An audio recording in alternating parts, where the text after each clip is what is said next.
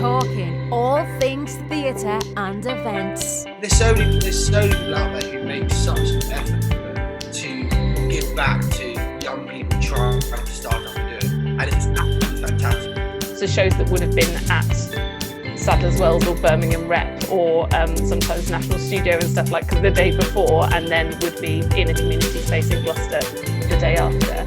Late 2017, when we started talking about what we need to do to get that little bit bigger.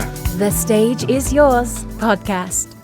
Hello and welcome back to the Stage Is Yours podcast. With me, your host Cal Graham, joined as always by producer Dan, and we're talking all things theatre and events. Joining us on today's podcast, we have Jay Poxon, Artistic Director of Dynamik Theatre. We talk all things Dynamik, from their shows and how they were formed to their creative process. We get into their community work and bringing theatre to all ages. Jay Poxon, the stage is yours.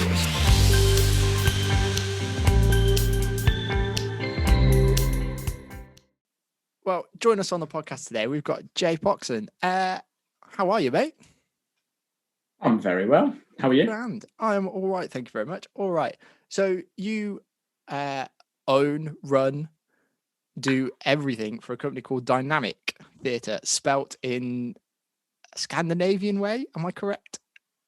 Something like that, or Something German. like that, or German. Something like that. I was looking at it yesterday to try and find out where it's from because I knew you were going to ask me. All the translations, it's in German, but I'm not too sure. Okay. So yeah, Dynamik, obviously a theatre company based in and around Redditch in England. What is it that you guys offer? Yeah, you have a wide range that every time we seem to catch up, you're offering something else and something new, or there's some new branch. Yeah. There is. So we've sort of become now Dynamik Theatre Group, not as in group as in a little kids group, as in a group of sub companies. So that mostly consists of Dynamik Theatre in general. So when we produce the big musicals and stuff each year, it is Dynamik Theatre.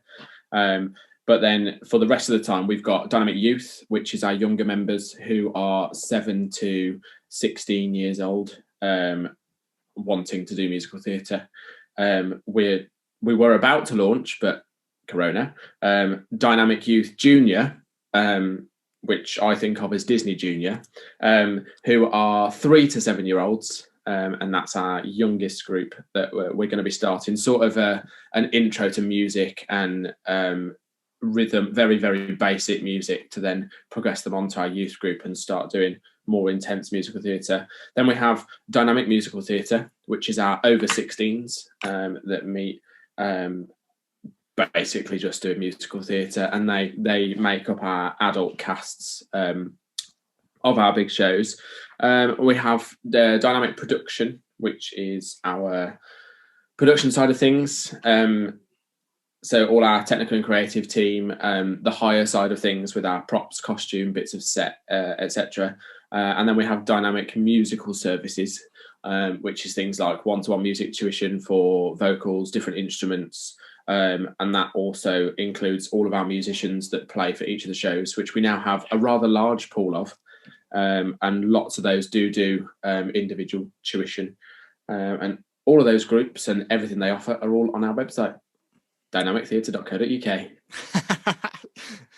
We'll fire it. All links will be in all the podcast descriptions and stuff as well, should you want to go and check out. I think, like I said, I think it's kind of amazing that you guys have kind of branched and it's just kind of grown into this I don't want to call it a mass. I feel like that doesn't quite do it justice, but this kind of wide range. Yeah, you have to keep growing. Yeah, absolutely, keep track of. So let's go on to kind of a little bit of that, of like how Dynamik came to be, kind of what it was that kind of made you go into that. Anyone obviously knows you, kind of knows that you were kind of in and around everything to do with theatre, but actually then going to where, if you'd have probably said you like 18 or whatever, that in 5-6 years time or whatever it is now, that you'd have a theatre company that is what it is, I don't think you'd have said that that's where you'd have ended up. No. So where did it start? It started at the Edinburgh Fringe in 2015. I just finished college. I was at the Fringe again, working for Greenside. Love Greenside. Shout out to Greenside. And I'm not going to name the show because I don't think that's fair. But I went to see a pretty poor production of quite a well-known musical at the Fringe in 2015, and decided that I wanted to do a musical like that on that scale and do it better. So I started with our host Callum, and we set up what was Post-it Theatre Company in 2015, and we launched our first show, which was going to be Rent, which was then going to the Edinburgh Fringe in 2016. And then following on from Rent, due to reasons that we won't discuss on air, just in case, we then changed our name to Dynamik Theatre in late 2016 and have stuck with Dynamik since. Yeah, I mean, humble beginnings in a dingy office in a church in Edinburgh. Yeah. Indeed, and that's where it started. And then in terms of growing, that's sort of been it. It was sort of very steady, very small from when we did Rent. Rent was really successful. We then moved to Dynamik. Obviously, you went off to do bigger, exciting things in the big wide world. Whereas me not working full time in theatre, that wasn't me going off, so I could stay and focus on it. Which is then we went on to do another show, and then it was when we got to sort of late 2017 when we started talking about what we need to do to get that little bit bigger, and what we can do. And then in 2018, I've always worked with Whittle Theatre Company, who were due to celebrate their 60th anniversary. So we decided to do a show together. So Dynamik produced and did the production side of the show, including Whittle's performers and the ethos of Whittle Theatre Company. And we did Joseph and the Amazing Technicolor Dreamcoat for the show's 50th anniversary and Whittle's 60th anniversary in 2018. And that, including a children's ensemble, was then what thought, actually, yeah, let's have a youth group. So then January 2019, we decided to set up our youth group, and then obviously wanted to keep the older group. I call them the old farts, even though most of them are younger than 30. So we had the youth group and the old farts, and it's sort of just grown bigger and bigger from there. As we've done bigger shows, we've added the musicians, we've got the music side of things, we've branched out to more technical creative contacts, including the ones that have been with us from day one, and that's where we've sort of then produced this group of sub companies. No, I think it's great. Like I said, it's amazing how quickly it kind of has picked up momentum and kind of grown, and it's getting there. Pieces added into it, and being able to offer lots of different things and stuff like that. You touched on it there, that kind of you carried on what Whittle and stuff done and their kind of ethos and stuff. As Dynamik themselves, is there kind of a key kind of theme that runs through that you really kind of want Dynamik to be like, what your kind of offering is, your kind of aim for what you want Dynamik to be, really? I think it's sort of in the name. If we take the name Dynamik, the English spelling with a C at the end instead of a K, sort of the definition of dynamic. It's that abstract, that constantly changing, being something new, something different, as opposed to just the same old constantly. We like to do a different take on things, rather than do it by the book, do things a bit differently. Try and offer that individualized special service as opposed to what everybody offers. Yeah, absolutely. So let's touch on a little bit. Obviously, it's been a weird old, getting on for a year now, of things not being how we all wanted or planned them to be. So how have you managed to kind of adapt, and what kind of things have you managed to do or still managed to keep putting out despite everything that's going on in the slightly mad world that we're living in at the moment? So if the question was titled, how has Corona affected us? It hasn't really affected us. All it's done is paused our services. So we're doing much, because we can't, because of the restrictions and because of COVID. All that's affected really is we've had to postpone the production. So when we first went into lockdown, we were deciding what show we were going to do next. We'd just done Oliver in February, just before we went into the lockdown, and thankfully we managed to get that show done before the lockdown happened.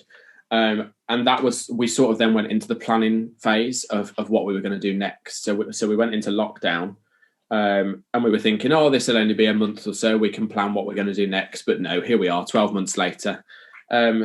So we've had to postpone our future production twice. We moved it to a new day, and then we've had to change it again to next year.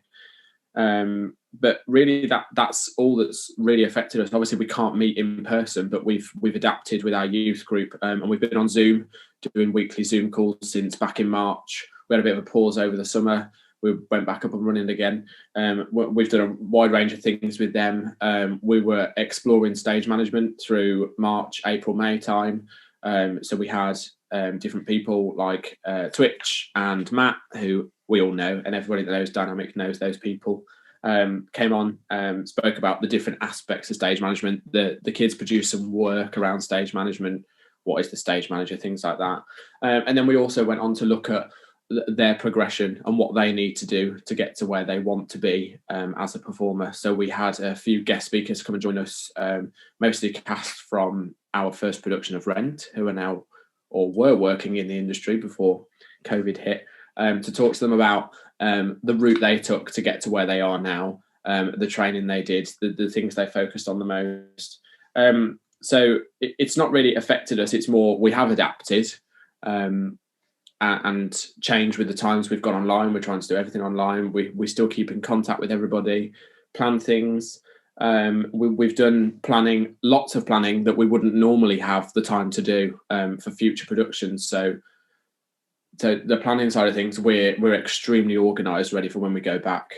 All we've got to do really now is rehearse the show and actually build it. The designs are done, the concepts are created, everything's planned for future productions because we've had all of this time. And really, I just think we'll come back bigger and better than we were before. No, it's good to hear. It is good to hear that you've still managed to kind of, that it hasn't been a full kind of stop to everything, that things are happening there. I think I've spoken to a lot of people who said actually having the time to kind of plan what's next is a rare thing for them. They kind of actually realize that actually giving themselves that time to do it will make the process a little less stressful next time. So actually, having spoken to Ugly Bucket Theatre Company, they said they've had more time to plan their latest show. So actually, it's been a much less stressful process. So yeah, they're like, well, actually going forward, when things return back to normal, then it's going to be, yeah, they're going to be able to kind of, make that or try to take that into their next one, that give themselves that little bit more time, not kind of rush things quite as much and kind of. Yeah, and that's been useful. All the time's been useful to put the plan into it. And what we've also done is adapted our policies and procedures. I mean, our policies needed a big revisit anyway, because it had been a while, because getting the time to look at them. But then we've also looked at our procedures moving forwards so we've utilised this time to make sure that actually when we move forwards, we can do X, Y, and Z for our future productions where we may only have 4 months to get the show ready. How can we make that easier? So it has been wonderful. Yeah, absolutely, which is great, which is really great. So tell me, and this is something that really I've done that, and I think it's great that obviously Zoom's become what it has and that it's there and that use that. How is a rehearsal, a class or something on Zoom?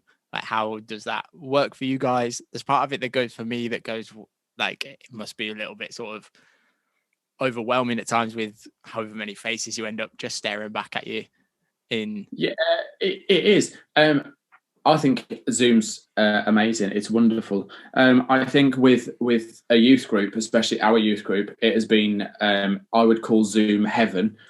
Zoom is the remote control for voices that we have always wanted for youth groups.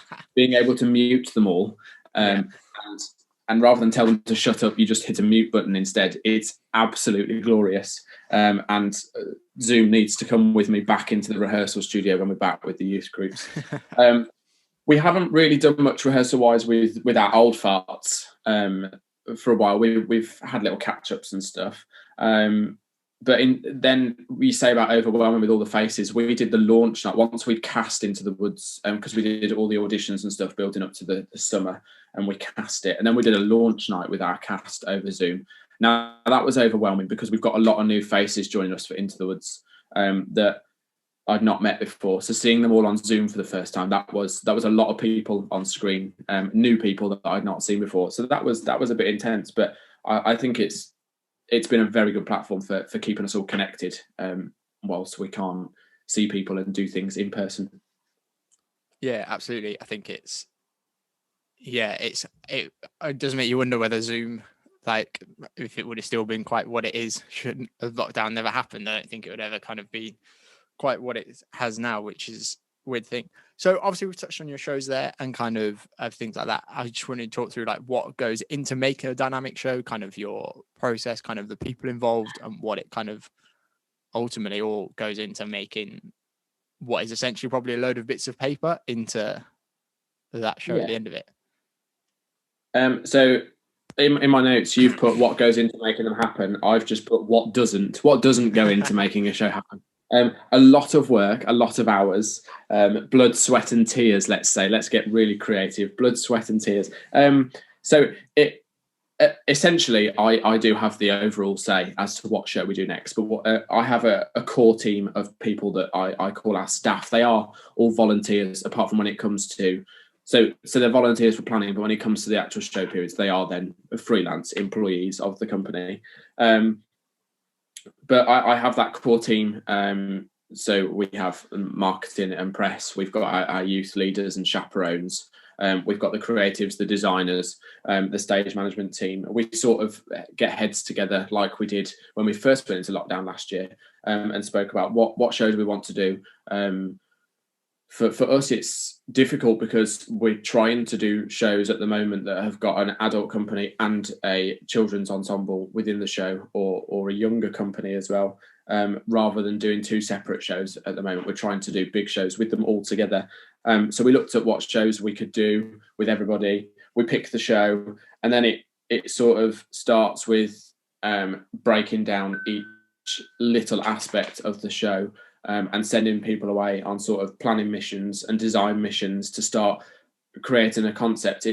It's quite slow to start with the first few weeks because we pick a show and then they're all waiting for me to produce my vision and my concept for the show. And then I would then pass on that vision and specific briefs to the design people for set and costume and lighting. And then the stage management team are very good. They sort of start straight away on the admin, getting our meetings and stuff scheduled, work out how rehearsals are going to work.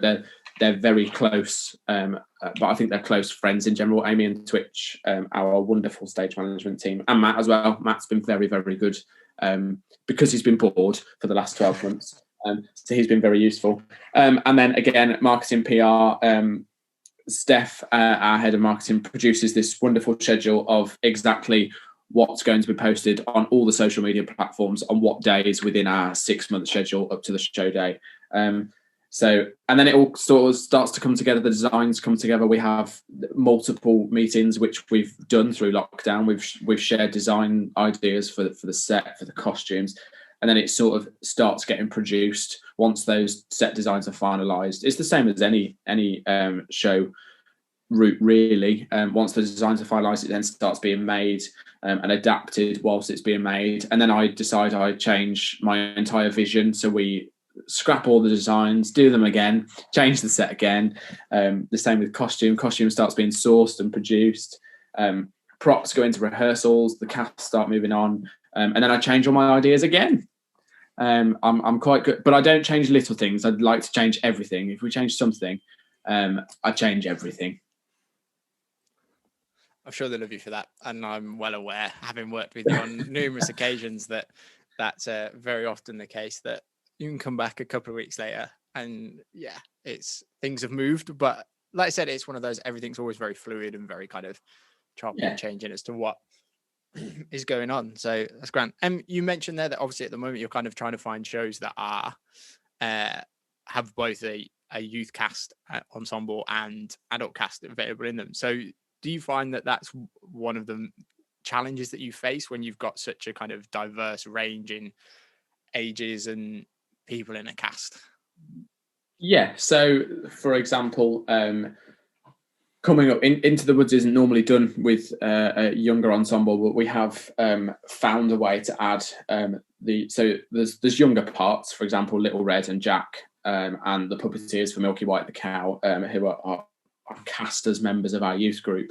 But then we've also got our other youth members that are normally produce our younger ensemble, who play quite an important part in our previous shows, and we've adapted Into the Woods casting in a way that we can include all those children. And actually, I described to them as think of the show as a pocket watch for Into the Woods, and that they are the cogs making the show work because of the job. I'm not going to reveal too much, but because of the job the younger ones are doing, they are the clockwork. They are going to make the show happen. But it is hard picking a show because there's not many shows out there that have the adults and the children, or not many shows that you can do with the adults and the children. Obviously, they all want to do things like Matilda, but there's absolutely no way Matilda rights are going to come to amateur theatre anytime in the next 10 years. They'd love to do it, but we just can't.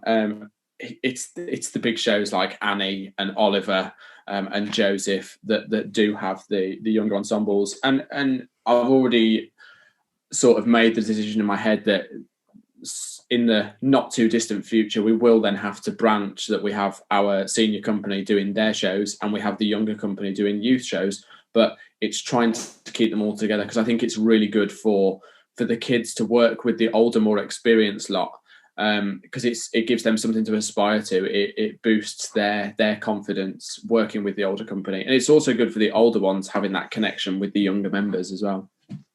Yeah, absolutely, which is great. And I think kind of just means everyone obviously having that kind of process means when they do come to work together later on as well in various things, they've got a pre-existing kind of relationship with each other, which kind of makes things an awful lot easier. Obviously, we've touched on it there a little bit. Obviously, you face lots of different challenges having just a sheer age of company. And I know that we talked about this in the past. Between that is your kind of make things as accessible and inclusive as possible across your kind of range of things. So I just wanted to kind of talk through kind of what you guys are doing to do that, kind of people that you work with, any challenges that you find make that massively or more difficult than it should be. I don't think there's anything we've done that has been, or anyone that's joined us or worked with us that's made things more challenging than it could have been. But we are completely open to all. It's sort of that saying of theatre for all. Anyone can join us, anyone can work with us, regardless of who they are, where they come from, etc. I think in terms of theatre accessibility, it's more when we get to the theatres themselves, in terms of the theatre's accessibility itself, as opposed to us. It's the challenges of the building. They're older buildings. They don't have lifts to get to all of the floors. They're not the easiest buildings to navigate around. Is the signage clear enough for those who are hard of hearing or have visual impairments? Is it clear for them to navigate their way around the building without having to ask for directions every time they move somewhere? But then I do think that theatre has changed drastically within the last sort of, let's say, 10 years, and then probably more so in the last few years, with things like relaxed performances make theatre more accessible to many people. And I think that's been hard with us. We've had quite a few families of younger members who we've had hard of hearing audience members. And I think for things like that, it's then actually, let's do a relaxed performance. Let's have an interpreter. Let's have the house lights on dim so the people in the audience don't then feel anxious or feel uncomfortable being in the theatre, sat in the dark with just the stage being lit. Especially in some shows you go and see, can be quite scary. For example, let's say a panto, when the villain comes on stage. If you've got a young child who isn't exposed to that environment or is somewhere on the spectrum, then them accessing that performance or that piece of theatre, adaptations need to be made, which I think theatre has moved in the right way, and it is going, but there is still a lot of room for improvement in terms of making theatre accessible for everybody. It's sort of that development of pre-existing venues to make them accessible for all, and theatre programmes making them accessible with the relaxed performances, and putting on extra performances, matinees. Some people won't go out in the evening, so let's put on more matinees, so there's that daytime performance for people to access. I really don't think it takes much to make the theatre accessible. It's the simple things can make a big difference and leave someone with an experience they'll remember for life. Yeah, absolutely. I think there's a kind of shift within theatre to kind of that I certainly know in some places and talking to some people that to almost in a way make every show a relaxed performance, so that it's not, so those things are just built in, and from the ground up the show is designed to be as accessible as possible, that it works, that you don't then, so you essentially only have to design the show once, you don't have to kind of do a special thing where you have to go, but everyone has to go back in and you rework stuff to make it accessible. It's that it from day one is built with certain bits and pieces in, and coming up with creative solutions to kind of build those things into it, whether that be you caption your show and you bring stuff into that, or whether that be that how you have certain effects and certain things happen, that it is just from day one that it is created to be as accessible as possible.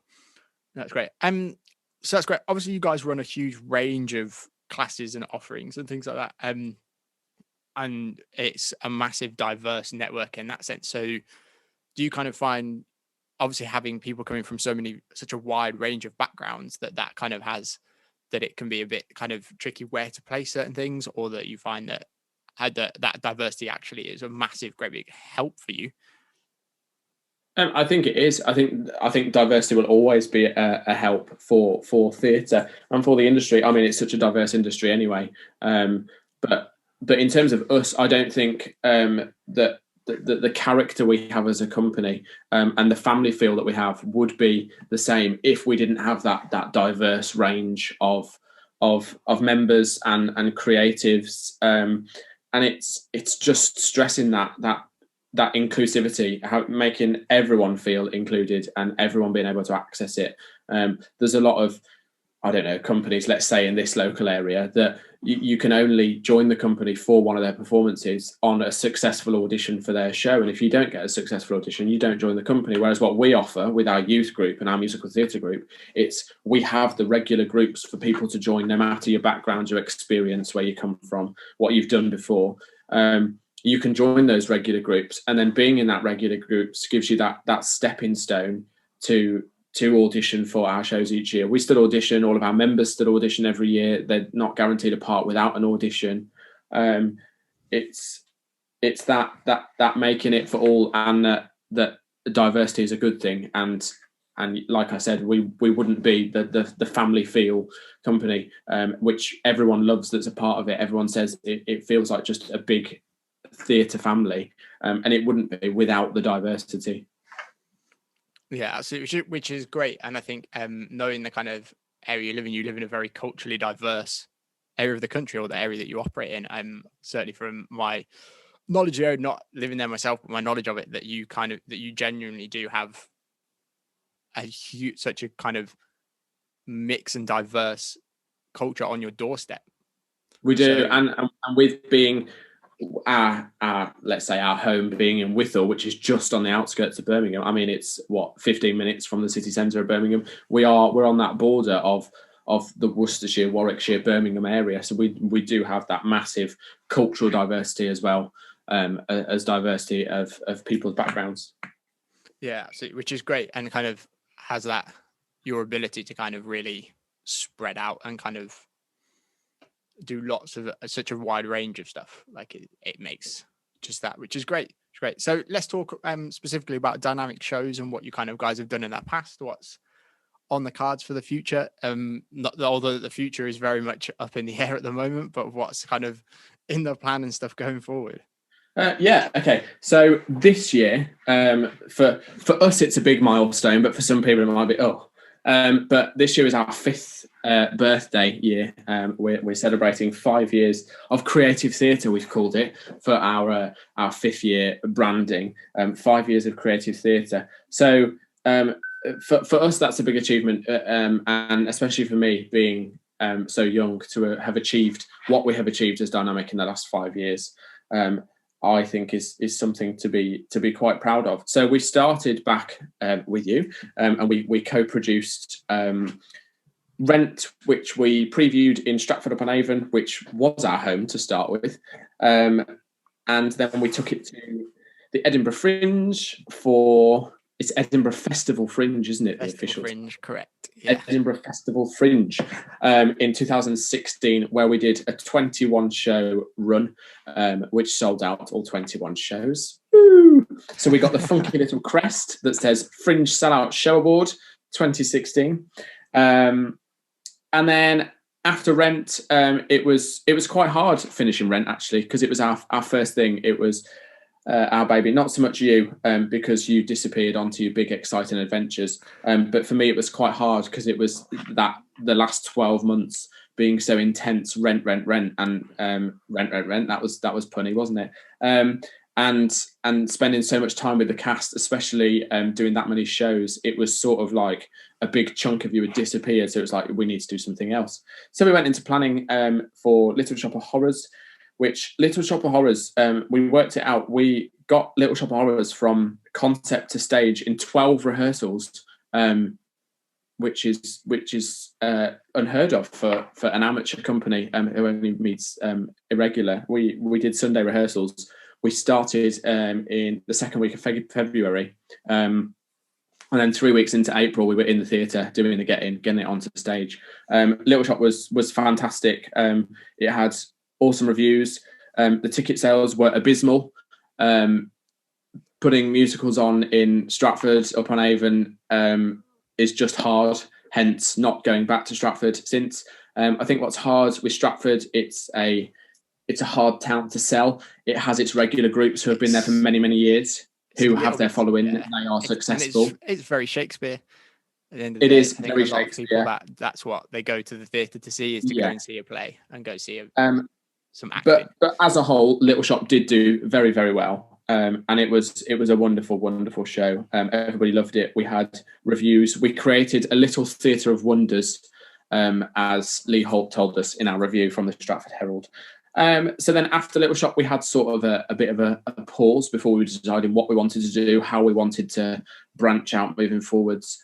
And I'd been talking to Whittle Theatre Company for quite some time before I finally agreed, okay, let's do Joseph. So then we went into Joseph rehearsals, Joseph was so much fun. And we worked with a new MD from sort of the Redditch Whittle area scene. We had a big, beautiful band of professional musicians, which we'd not used before. I'm not saying our previous musicians aren't professional now, but at the time they were fresh students. They were wonderful. They worked hard, and now, well, I'll talk about those shortly. So Joseph was just sensational. Outstanding reviews, big audiences each performance. It did really well. Well, you came to see that one yourself, Callum. I made, but I think it was made it to that one. I don't know what I was. I don't know where I was when that happened, but you were. I think I was still in Stratford. Thank God, come back. You were local Stratford here still, yeah, for that one. I was just bouncing around it, but I was basically back in Stratford at that point. So yeah, Josie did really well, and that was then when we set up the groups, the youth, the MT, etc. And then we started sort of in those groups from our workshops each week, looking at different songs, mostly Matilda with the kids. They all absolutely love Matilda, hence attending a Matilda masterclass this morning, just before our recording. And then the older lot we started doing things with, and then we put together a showcase piece of theatre called The Sound of Musicals, a ripped-off version of the wonderful Alex Dengate's Musicals Rock, but with more staging and set as opposed to being more concert style. And less electric guitars than Al and then Al would have hoped for. And then we went into Oliver. We'd already booked Oliver, planned Oliver. We knew when we did the Sound of Musicals that we were doing Oliver next. It was pretty much cast ready. So when we were in show week for that one, we were casting Oliver, and then we hit Oliver straight away. it was quite tight, really, Oliver. We started it about the 3rd week of October. It was on stage the 1st week of Feb. Again, it was wonderful. People loved it. People told us it was our best show yet. It went down very well. And then Corona hit. So we've had a pause. So what we are planning at the moment is our birthday show, moving forwards, hopefully to be put on stage pre-Christmas this year. Otherwise it won't be our birthday anymore, but we'll see what happens with the vaccine and the restrictions, which is hopefully going to be a reunion and showcase of everything we've done in the last 5 years, as well as promoting the future. And then we move on to Into the Woods, which was due to be staged Feb 2020. Then it was moved to April 2020 and is now going to be... no, ignore me. It was meant to be Feb 2021. Then it was going to be April 2021, and it's now going to be Feb 2022 at the Palace Theatre, Redditch. We have a sensational cast, lots of new faces that we've not worked with before, who came to us through our open casting calls back in lockdown 1.0. And here we are in lockdown 3.0. We're hoping to start some online Zoom rehearsals very soon with smaller groups. So that's sort of the last 5 years of shows in a nutshell. Yeah, which is great, and like a massive wide range of things. And obviously alongside all that, you've managed to kind of create obviously all your theatre groups and things as well, to keep kind of offering even more to everyone out and within your local community. So is there any kind of, obviously we kind of started off taking a show up to the Fringe, or certainly Dynamik did in its form as it was then. Any plans to kind of look to take things beyond kind of your local community, look to kind of take what you guys offer and showcase it to new audiences? Going further afield. Yeah. Yeah, I think we started sort of the new audiences. I mean, obviously we did Stratford, then we did sort of the Redditch, the Palace Theatre. We've done the Dove House and Solihull. So we've sort of branched quite a few different areas of the Midlands with different audiences. We've dragged new people in who now follow us, come to our shows, etc. Obviously, we started with the Fringe back in 2016, where there's lots of people, and a lot of our social media followers are from the Fringe back in 2016. There is plans for the future to revisit the Fringe. I'd love to bring our younger group to the Fringe for them to experience it, and that would sort of be a push to anybody creating a piece of theatre is to try the Fringe. It's wonderful. Look into it, do your research, don't rush it. But it's just taking a show to the Fringe is just something you can't really describe to people or explain to people. It's just something magical. And I think having worked the Fringe myself for the last, this has been the 8th or the 9th year. Mate, I don't know how many years I've done. I tried to figure this out earlier. I want to say my first was 2014, was my first year. Mine was 2013. So what would that be? That would have been, well, 2020 would have been my 8th year. Yeah, 2020 would have been my 7th. So yeah. 8th. So there we go. So I did 7 actual Fringes and 1 nearly Fringe. we visited Edinburgh for a weekend. Still did 90% of the planning as well. Yes. So yeah, but the Fringe being so close to home anyway, and being at the Fringe and working the Fringe, I think taking another show is definitely something I want to do again in the future. Take our newer, more frequent regular members up to the Fringe is something for them to experience.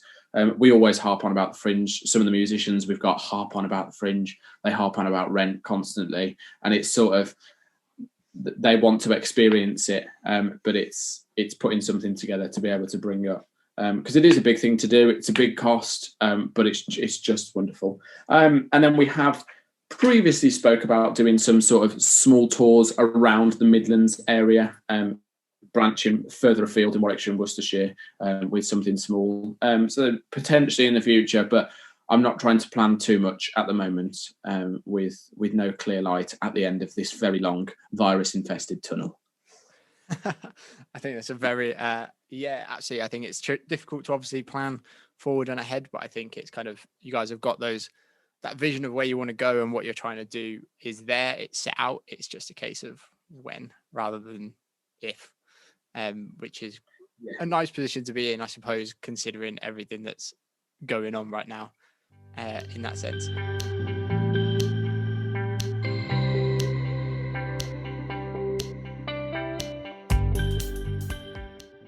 So let's wrap it up. We'll jump into the last kind of end questions that everyone gets asked on the podcast. And I feel like the first one might be somewhat difficult for you to answer because I feel like depending on how I phrase this question depends on how you're going to answer it. So I feel like I should probably phrase it in about 10 different ways. So first one is, if you had a dream show gig that you could be a part of, that you could work on, that you could produce, I think that covers most of them. What would that be? I think it would be Les Mis, without a doubt. I'd love to produce it locally on an amateur, semi-professional scale, a really good version of it. But then if it was professional on the West End, I'd love to be the MD for Les Mis. I think it's got to be Les Mis. I looked at many this morning. The last few days since you sent me the details of this podcast, I was looking at shows. Thinking, what would it be? And I think it would be Les Mis. A few years ago, there would have been no hesitation of you saying Wicked. I don't know. I think Les Mis would have still been in there. I still am a massive fan of Wicked. I think it's the score since in the last, when was it? 2 years ago now. I stepped in at the last minute for a big, wonderful school in Dudley. Whose MD was in a push bike accident the night before the opening show. They needed a last minute step in MD to conduct their 2-week run of Les Mis.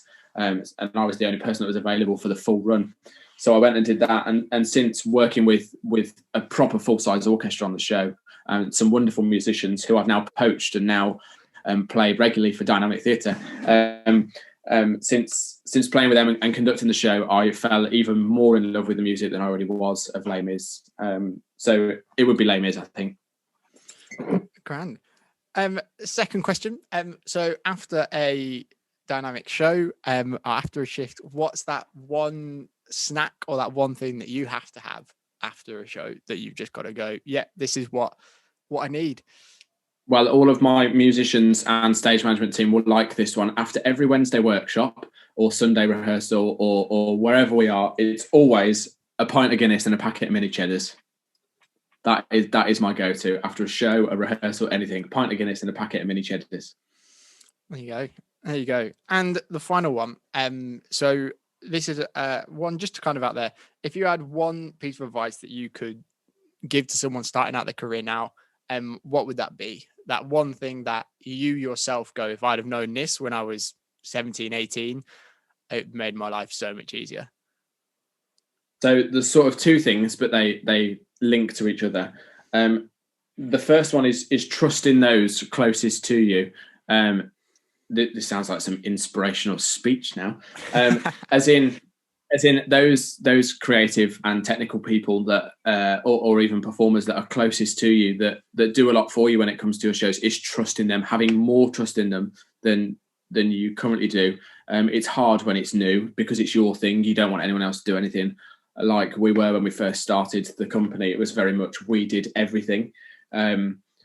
Whereas now I've always thought if I could go back and do the Rent and the Little Shop again, I'd have even more trust in those people that are closest to me. For example, the stage management team, and that leads on to the delegation. Delegation is a fine art. It takes time to master, but I think I'm now a professional at it.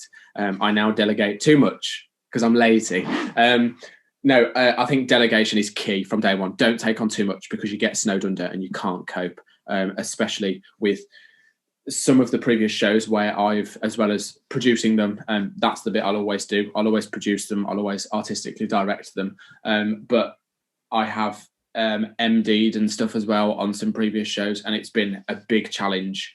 Whereas really I could have just stopped loving conducting the show so much and giving it up to somebody else to do. So it's delegation. It's trust those people and delegate to them, because they're always there to help and support you. Mate, I think it's some great advice for anyone looking to start out and do that. And I think it's a great note that for anyone, don't take on too much, because then the stuff that you are trying to do, you're not going to do to the standard you want to produce stuff to. And I think I think a lot of us have been guilty of that in the past and kind of end up just burning yourself out, which is no good for anyone. Mate, this has been an absolute pleasure catching up and chatting all things Dynamik. We'll obviously put all of your links and everything out in the description for the podcast, and people can head over and check it out. And if you happen to be in the Redditch, Birmingham kind of area, we have a wide catchment. We have Warwickshire, Worcestershire and Birmingham in our catchment now. There you go, mate. It's been an absolute pleasure, and take care. Thank you for having me. No worries at all. Thank you for listening to the Stage Is Yours podcast. Want to know more? Then head over to all of our socials. You can find us at Stage Is Yours Pod, where you can catch a cheeky glimpse at some of our upcoming guests, and subscribe to our YouTube channel to make sure that you never miss an episode.